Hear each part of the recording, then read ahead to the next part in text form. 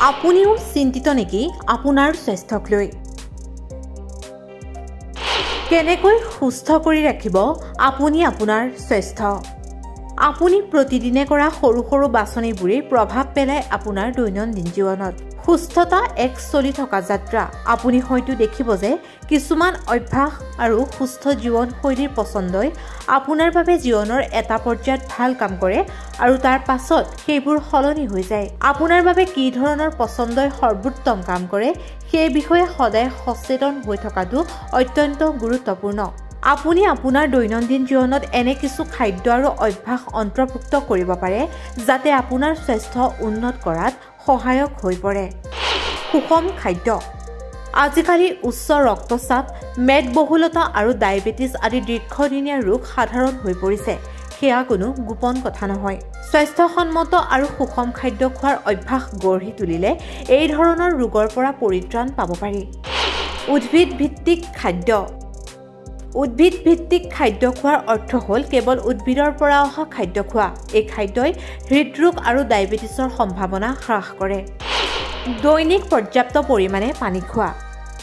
পৰ্যাপ্ত পৰিমাণৰ পানী খালে পানী লগা ৰোধ কৰাত সহায় কৰে, যিয়ে আপোনাক স্পষ্টভাৱে চিন্তা কৰাত সহায় কৰিব পাৰে। নিয়মিত ব্যায়াম। নিয়মিতভাৱে ব্যায়াম কৰিলে কেৱল শাৰীৰিকভাৱেই নহয়, মানসিকভাৱেও বহুত উপকাৰ হয়। ব্যায়ামে হৃদযন্ত্ৰ সুস্থ কৰি ৰখাত সহায় কৰে। ভাল টোপনিৰ অভ্যাস। বহু সময়ত ভাল টোপনি নহাৰ বাবে আমাৰ শৰীৰত বহু সমস্যাই দেখা দিয়ে। ভাল টোপনি আমাৰ শৰীৰৰ বাবে অত্যন্ত গুৰুত্বপূৰ্ণ। নিয়মীয়াকৈ মালিচ কৰা।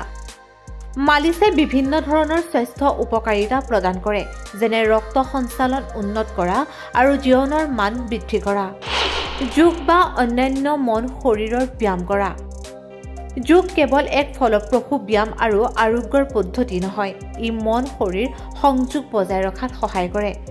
যোগৰ বহু উপকাৰিতা আছে, তাৰে ভিতৰত ওজন হ্ৰাস, শক্তিৰ মাত্ৰা উন্নত, সজীৱতা বৃদ্ধি, হৃদযন্ত্ৰৰ স্বাস্থ্য সমৰ্থিত, আঘাতৰ পৰা শৰীৰক সুৰক্ষা প্ৰদান কৰা কাৰ্য যোগৰ দ্বাৰা সম্ভৱ হৈ পৰে।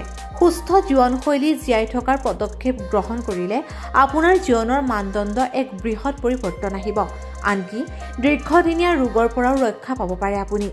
নিয়মিতভাৱে ব্যায়াম, প্ৰচুৰ পানী, সেউজীয়া শাক-পাচলি আদিয়ে শৰীৰত শক্তি প্ৰদান কৰাৰ লগতে সুস্থ আৰু সবল কৰি ৰাখে আমাৰ শৰীৰটো।